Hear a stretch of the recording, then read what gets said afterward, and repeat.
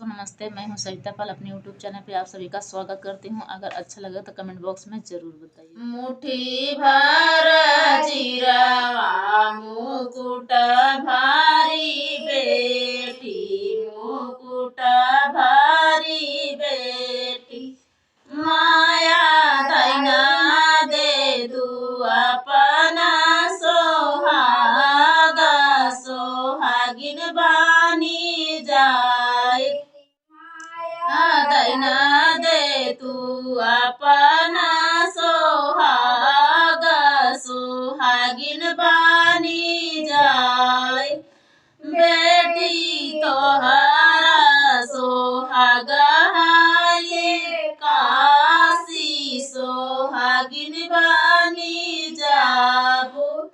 बेटी तोहरा सोहागिन बाटे काशी, सोहागिन बानी जाए। भार जीरावा मुकुट भारी बेटी, मुकुट भारी बेटी, चाची दैना दे तू अपना सोहागा, सोहागिन बानी जाए।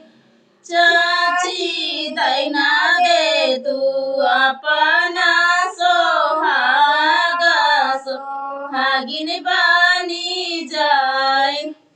बेटी तोहरा सोहागे काशी, सोहागिन बानी जाबू। बेटी तोहरा सोहाग बाटे काशी, सोहाग बानी जाबू। मुट्ठी भर जीरावा मुकुट भारी बेटी, मुकुट भारी बेटी, भाभी दैना दे तू अपना सोहागा, सोहागिन बानी जाबे। ननदा तोहरा सोहाग बाटे काशी, सोहागिन